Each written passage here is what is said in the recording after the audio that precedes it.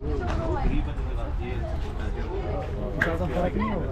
a twist, guys. We're staying here tonight.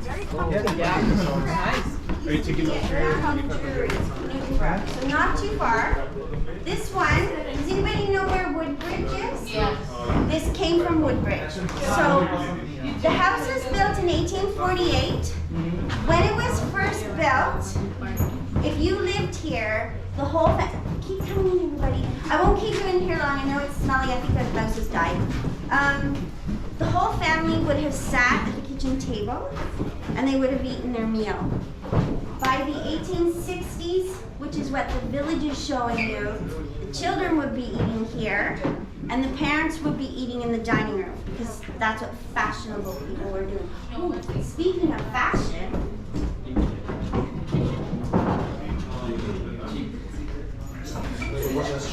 so this is what's under my dress. Okay, so drawers, you call those underpants today, okay? Then you have a chemise, that's like a full slip. It protects the dress from you. Then you have an under petticoat. So, where is it? Under petticoat, so if you fall over, oh, you won't be embarrassed. Then the hoop, a crinoline. Then 1 to 2 petticoats over top of that. And oh, corset. Corset is boned with steel. It keeps you where you're supposed to be. That's what its job is to do. Does anybody want to try a costume on, or are you guys too hot? Yeah? Okay. Yeah, what? You guys want to try it on? Yes. Yeah, wait, what is this?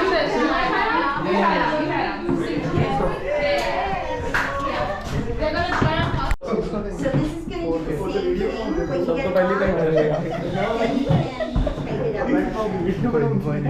This is what makes our dresses puff out. Before it would have been horsehair and linen cording that would have done that job. So, sorry. And you're just going to buckle it up at the front. Yeah.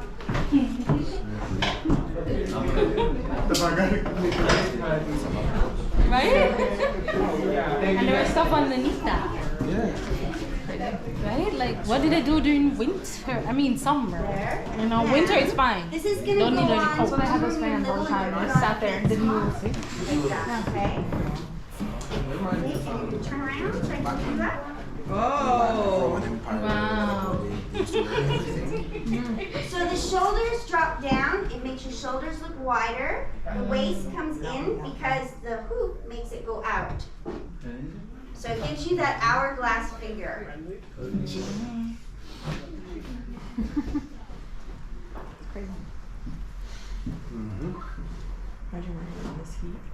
Right? The trick is not to think about the heat. Sometimes it works better than others. And Most times. Right? The summer. there you go. What do you think? Yeah, that's what I'm saying. Wow. Lovely. And then your hair would be tied back, and you wear either a hat or a bonnet. And you might wear, because of your age, a hairnet. Today we might call it a snood. They start calling them that in the 1940s. And I think, How do you feel? Is it big, heavy? Is it heavy or? You look beautiful. Yeah, I do. It looks great in the camera. do one of the men want to put on? Oh, yes.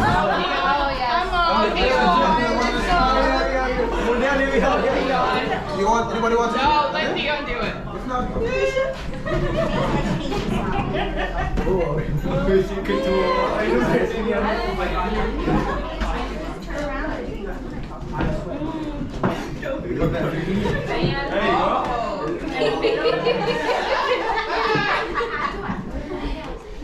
Nice.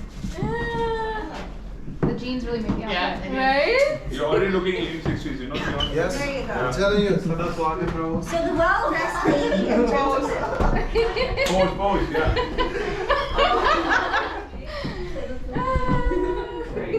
Thank you. Let's see that. Stockholm grenade, here, all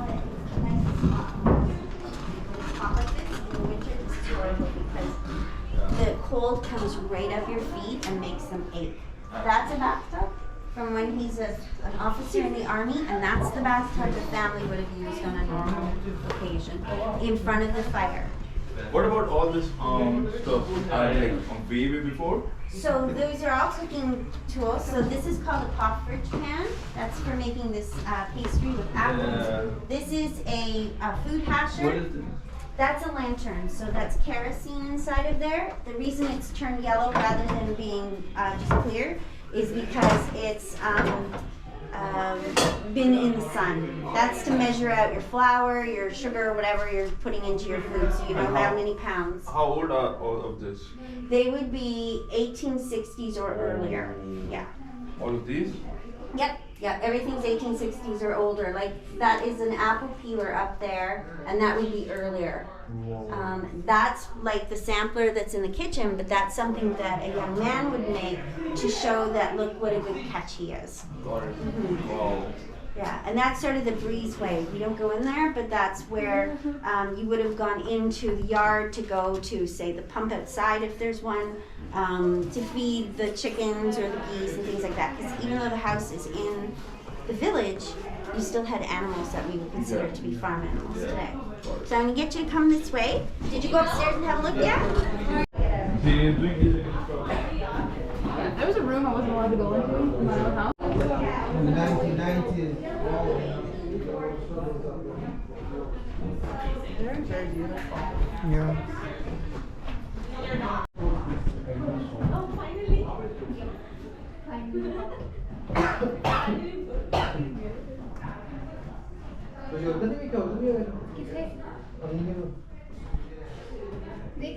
गंदा यार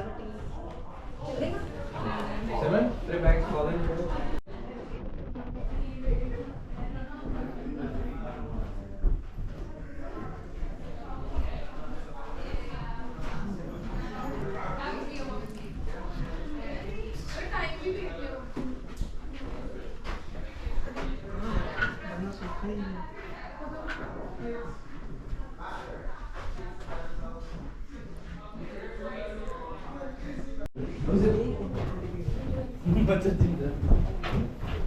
You can go in if you want to.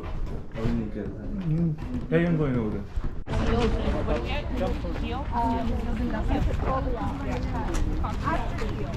Oh, okay, so yeah, pretty much. 3 kilometers. The church that's here came from Steeles and Dufferin. The church is still there, but the church was moved here.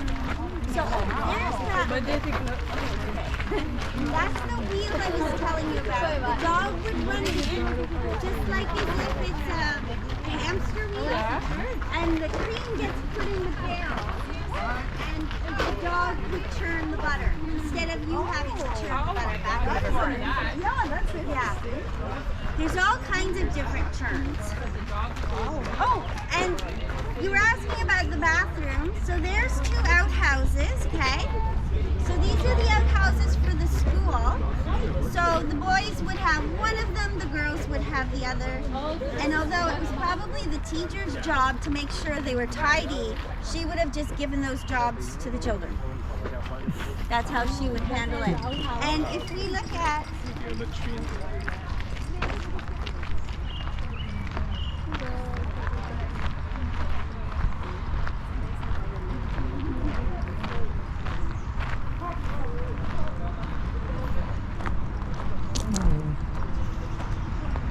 That's the bathroom. वहाँ पे जो दिख रहा है tiny सा.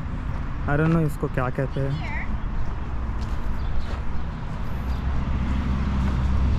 कुछ रहेगा.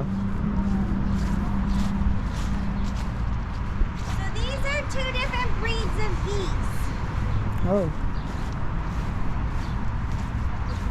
that's interesting. The big money-colored goose is a Toulouse goose, and the white one is an Emden goose. These were important because they give you, obviously, eggs. They also give you feathers, so that your bed could be made out of either straw or, in the winter, feathers. And they also, you could use things like their meat to eat, and you could use the grease from the geese, if you had the flu, they would put a mustard plaster on you. So think of like Vicks Vapor Rub, okay? That can burn your skin a little bit. So you put the goose's grease on first, and then you put the hot mustard plaster on to break up the... No, but it's pretty. And then you can... Coat hangers.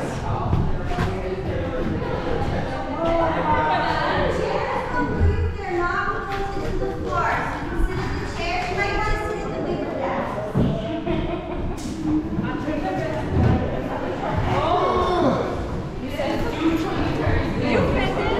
Well, I mean, not really, but.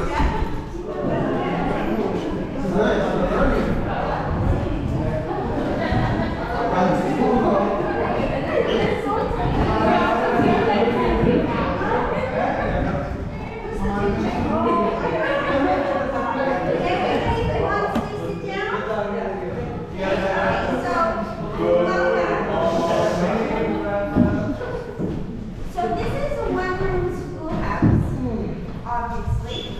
The teacher that's teaching in here is teaching from grade 1, roughly, not quite the grade 1 like you might think today, but grade 1 to about grade 8. And there were many different types of schools during this period. So you've got residential schools where children from the First Nations. Did you have a question?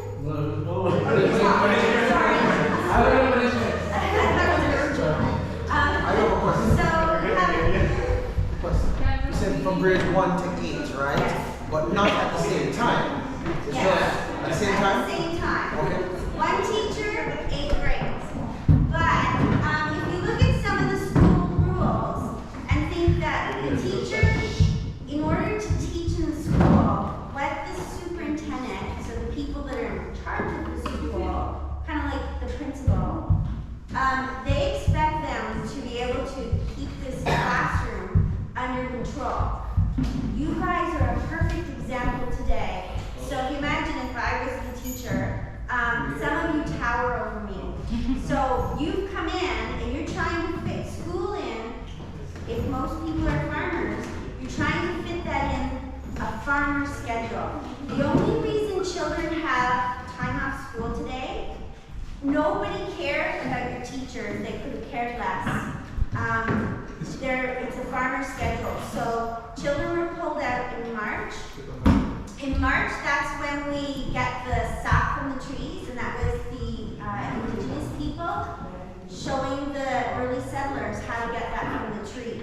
So to boil it down, and it turns into maple syrup, and we boil it further, and it crystallizes, and we make maple sugar. That's why there's a March break. You barely get back to school, so the entire month of March you were out of school. You barely come back maybe in April, late May, June, you're yanked out of school again, and now you're having to work on the farm. So some of the children who might be 18, 19, or 20 years old are still trying to get grade 6 or grade 8. So because they're here, it's not that they were uneducated. They know the land, they know the animals, they know the pests that are attacking the crops. But to be able to get this formal, the 3 R's, they need to keep coming back here, but it keeps getting interrupted. So you had schools like this where it's a one-room schoolhouse. You had the residential schools where at one point they decide that they should take the children off of the reservations, so the indigenous people, and bring these children far away from their homes. They lose their identity, their culture, their language, their way of life, so that they can get the 3 R's. And the trouble with that is that there's no checks and balances. Nobody's checking to see the actual people that are teaching them, are they really teaching them? Are they really feeding them what they promised to feed them? No. So with no checks and balances, it's horrible. So you have that, then you have segregated schools. Have any of you ever heard of Marianne Shad Carey? Marianne Shad Carey was a school teacher down in the United States. Her father was African American. He was a free black man. And he's there in the States when they come up with the Fugitive Slave Act. That was dangerous. If you stayed there, somebody could come in, kidnap you, send you down to the south and sell you, even though you were free. So he brings his family up to Windsor area, and because Marianne was already a teacher by this point, this is his daughter, she starts teaching for an African-American couple, the Bibbs. And the Bibbs and Marianne had a big separation in how they believed children should be taught. Marianne believed that all children should be taught together. She believed that all children should have the same rights. She believed in women's rights. She was very forward in her thinking. The Bibbs didn't agree. And so they part ways. Marianne goes to Toronto and starts the provincial Freeman, and does very well with her newspaper, but she does it with just the initials of her name. That way people would think she was a man and buy her newspaper. The Bronte sisters do the same thing when they're writing their books. They don't put their name, because if they did, woman in business, how could she? And then there's reality.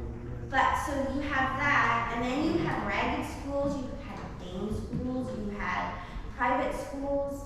This school in particular, you're learning the 3 R's. So, do you know what they are? What's this? June. Yeah, June, but how do you know it's June? You have to know how to read and write. Does write start with an R? No, but it sounds like it, right? So that's 2 of the R's. The last R is this one here. Take away the A. Arithmetic. So reading, writing, and arithmetic. That's the 3 R's that you're learning in this school. You know when we were in Berwick House over here? If we imagine that's your house, you don't maybe want the children to come to this school. You want more. So you might have a governess come. The boys, you might send them off to Upper Canada College. So they're getting geography, another language, they're getting music, they're getting art. The same as the girl. If the governess came, they would bring a dance teacher, a music teacher, art, you'd be learning sewing. So that's what you're learning. In a ragged school, which is kind of more what the residential schools were.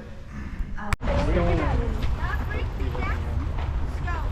This is stone from the Humber River. It's the inside of the building that they brought from Roblin's Mill. So Roblin's Mill is 2.5–3 hours from Toronto East. The reason you want to have the stone is because if it caught fire inside, the windows would blow out and you'd lose the inside, but you could rebuild the floors that you have in there. So come on in.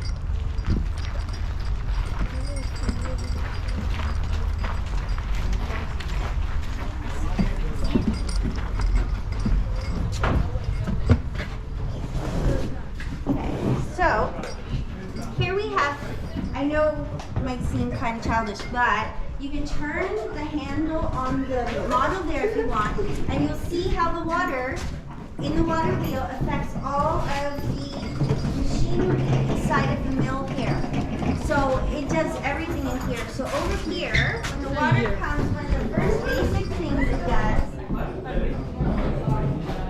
the stones here are carved in England and they're brought over here, and they have to be done just right, because when the wheat is ground, what happens is you've got a fine powder. If that sparks, this whole thing's going up in flames. So you had to be very careful. So what I was saying was, the stones that are here that grind up the flour, they're carved just so. They came over from England at that time, and if they spark, then the flour that's in there grinding up is going to go up in flames, like a powder keg. So you had to keep your eye on those.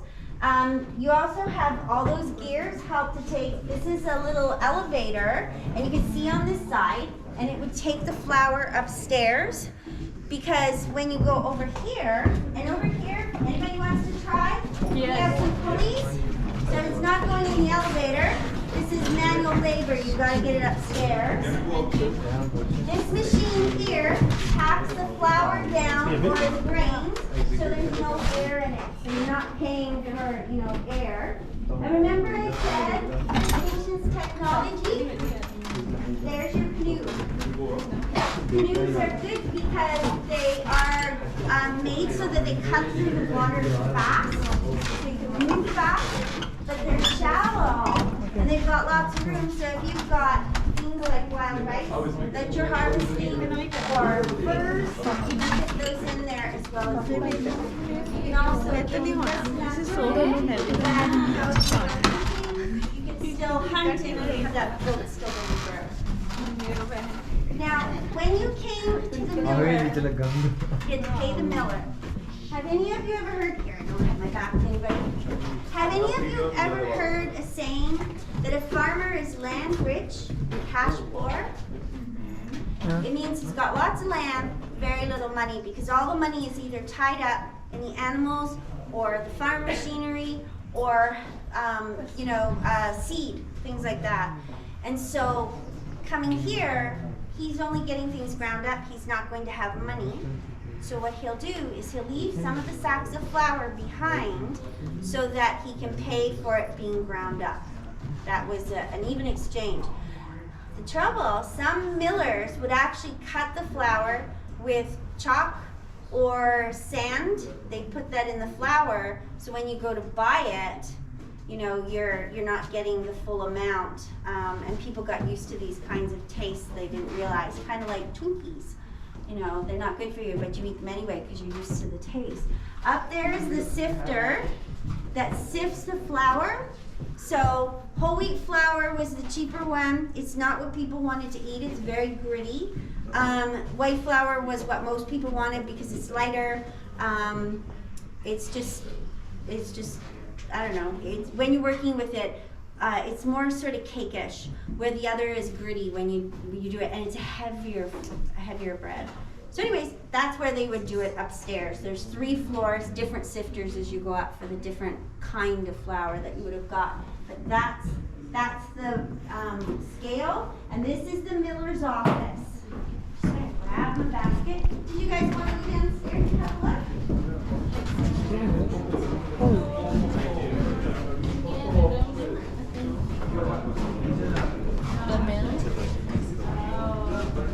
So downstairs now we have a fencing up so that you can't get, fall into the machinery. Back then they didn't. Boy, I wonder how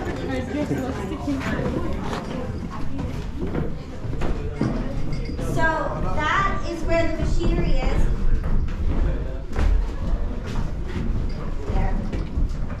One day I was in the manse and I was reading this story about this miller that was working in the mill, and the next thing I realized was what they were talking about was he got caught in the machinery, and when they got him out of it, it was his final moments of life, that he was still,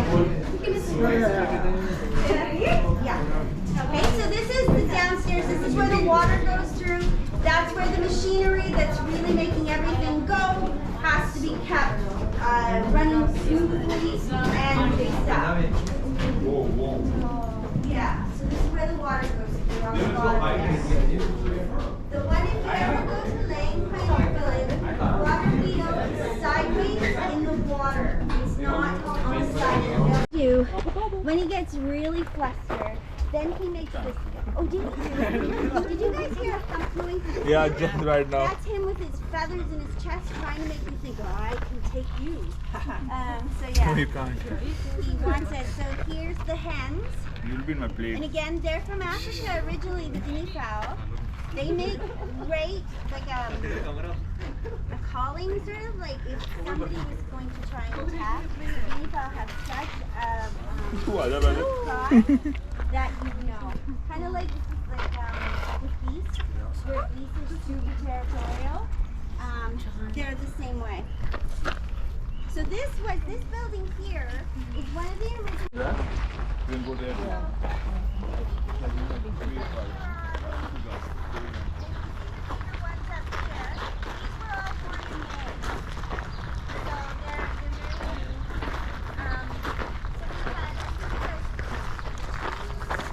That was a month ago.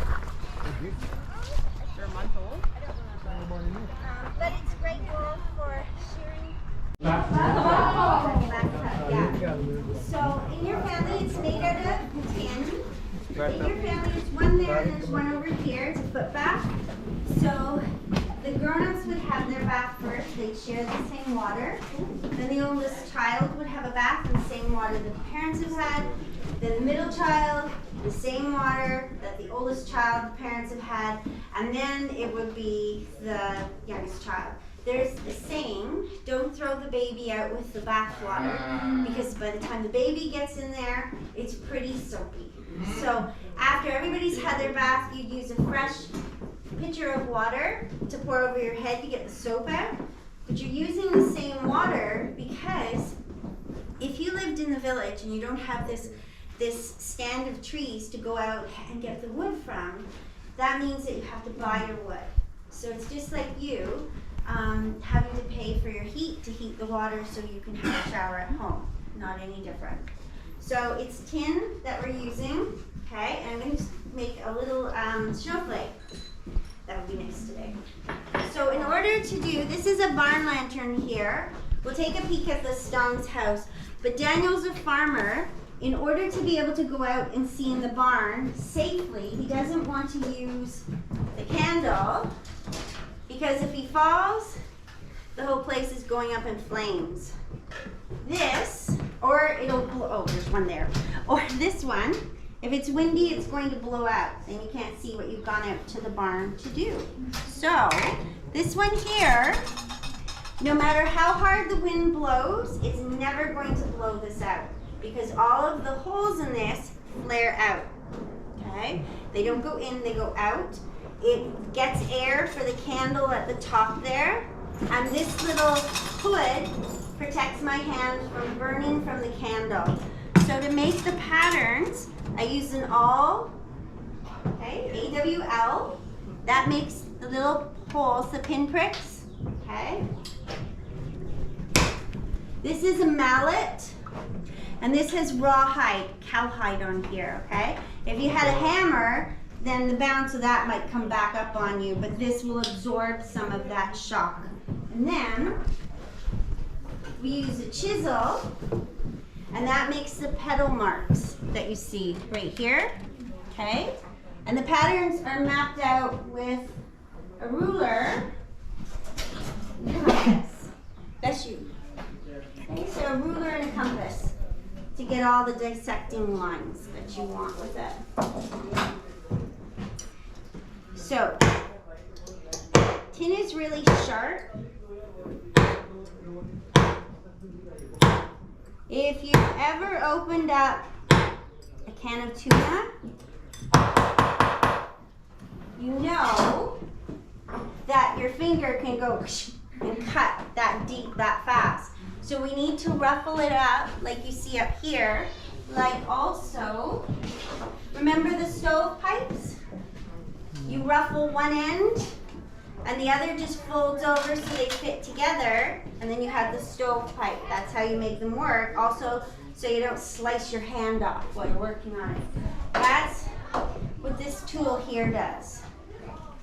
Why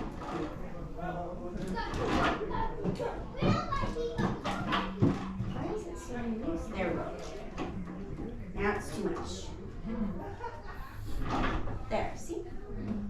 So it's just ruffled it up, kind of like a ballerina's tutu.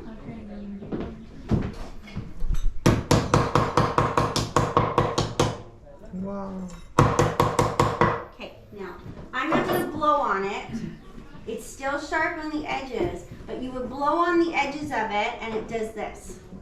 Okay, so you barely hold it in your fingers and it spins around. So I'll give that to your teacher so you can take that back to your classroom. Okay? Thank you very much. Pressing the apples so that they can make apple cider. The Schneiders, this is the Schneider apple press. They're related to the Stongs. So, German families. So we'll go out that way. Now you'll notice as we're going through the village that they're using the local material that they have to build their houses, to build their stores.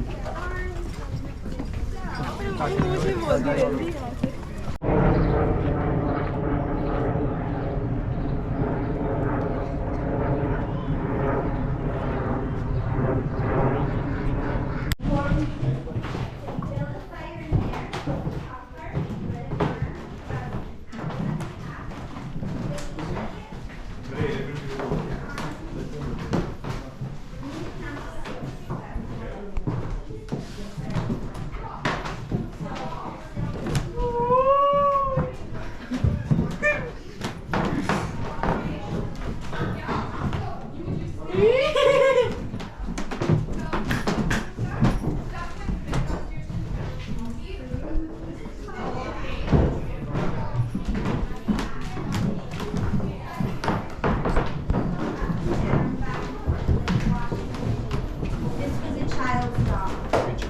So that's how you churn the butter. If you look above your heads, this rack is for apples. It's called, in German, it's Apfelschnitzing. And it dried the apples out from the heat from the fire. You'd have had your bath in the kitchen here because this is the warmest, most practical place to have a bath. This is how we're doing our laundry. Do you think they had washing machines? No. They did. Yeah. The washing machines back then had it's a dolly, so it's like a little stool with feet that's sort of midair. And when you pull the handle back and forth, the dolly goes ka-chuk, ka-chuk, ka-chuk, ka-chuk, ka-chuk, ka-chuk, and it pulls the clothes back and forth. If you could afford a washing machine back then, you could probably afford the person to do the laundry for you. Most people would have used the washboard, and they're not washing their clothes the way we do.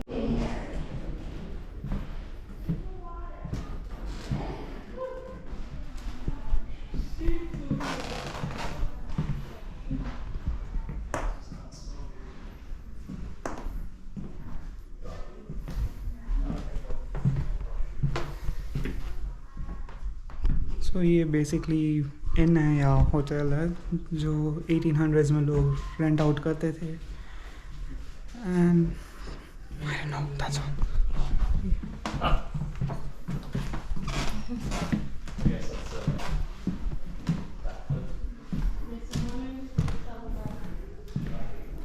and this is probably the banquet, yeah, kuch hoga, something like that. Well, people used to gather and do stuff, maybe mess around. But this is probably the first floor of the inn. And this is the example of how rooms used to look like back then.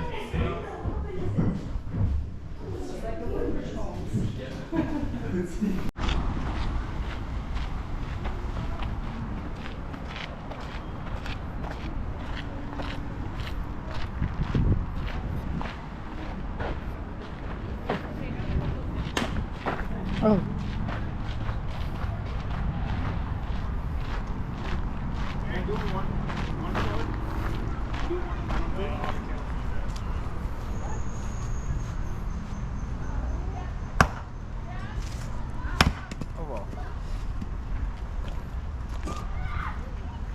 How's the tour going? Going good. Good.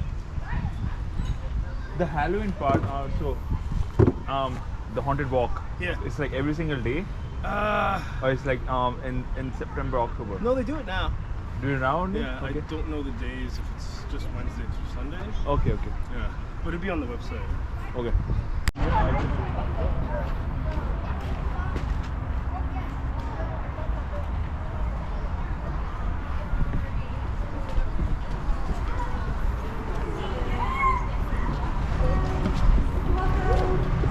Remember I was telling you about Marianne Shad-Carey? Here she is. This is Marianne. We got to meet, well, I think she was gone before you got here. I got to meet her great niece who worked here with us. Lovely. She was so nice. So that's Marianne Shad-Carey. This is a copy here of her newspaper. Provincial freedom. That's Freedom. mainly what our printer is going to make. Women did work in printing offices. Marianne is proof positive that not only did they work in them, they also ran them and decided what went into that newspaper. She was the editor of it. So she published it, but again, she published it under a pseudonym or her initials so that people wouldn't know that she was a lady. Women could work over at the composing station over here. So they're picking out the letters, like Lynette's doing right now. Uppercase, lowercase. That's what you're picking out. You put it into a composing stick, which is right here. You can pass that around. Oh, I'm so sorry.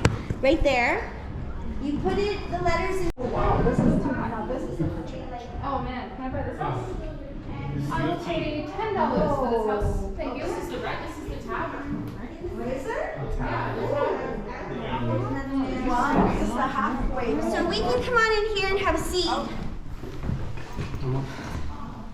Anybody know which room we're in? Bar. This is the bar. So this is the local watering hole. So the men that were traveling, there's lots of seats, everybody. So the men that were traveling by stagecoach, this is where they could stop. They could have a drink. They're drinking hard liquor. They're smoking cigars and pipes. They're also chewing tobacco and trying to spit it into a spittoon. That's a spittoon. Lots of times I'm sure they missed. So sawdust is something they might have put down on the floor. So while you're trying to serve people, you're not slipping through that. So they would have had a maid of all work. The Thompsons are one of the last families that ran this inn. It came from Midland and Kingston Road, so Scarborough is where this was brought from. So in here, you could have had something simple to eat, but they are serving drinks here. And it's just, you know, you'd have something simple to eat. You could play games. That's crokinole. I think we have 9 Men's Morris or something like that. I forget. And checkers, things like that. Off of here is the innkeeper's office. If you had somebody hoity-toity and you've already ran, so somebody rich, and you've already run out of enough spots on the bed, because that's what you were renting, is a spot on the bed, they might have put people extra in on there. You could have been upstairs on the ballroom floor. I'll take you up there. But you're only renting a spot on the bed. Do you think that still happens today? When you go to an inn or a hotel, they want to know how many people are staying in that room. They want to know how many spots on the bed they're renting out. The difference is they don't look at you and go, oh, well, you know what, we've got 2 ladies, you can share that bed, because at least 2 people can rent there, unless you want to rent both spots.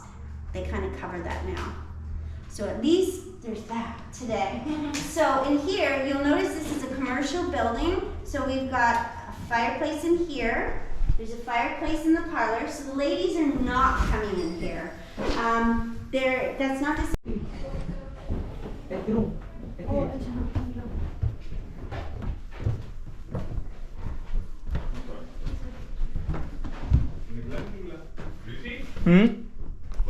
अंदर loud नहीं आना बस ऊपर बस देखो ऊपर ही क्या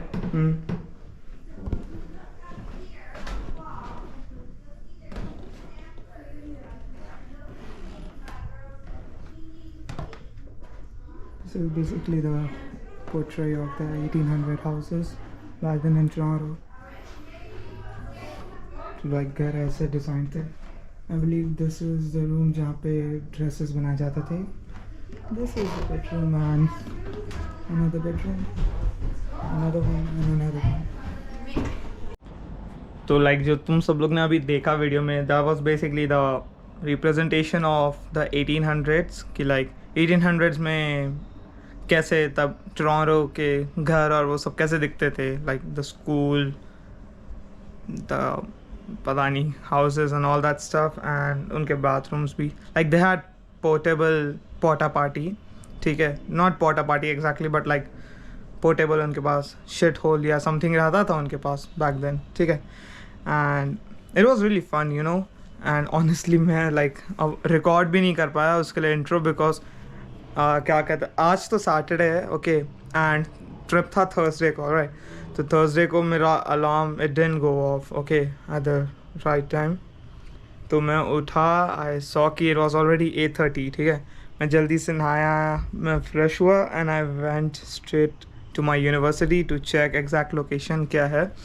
वहाँ से मैं फिर गया, वहाँ पे it took me like almost half an hour to get to pioneer village because bus का frequency is kind of shit over here, but still it was really fun. And क्या कहते हैं, एंड ये मेरे अटेंशन में आया recently कि like someone botted my subscribers to 143, मतलब like basically 8 subscribers किसने bot किए थे, which I don't like at all. I mean like it's not a big deal, but still मेरे को पसंद नहीं है.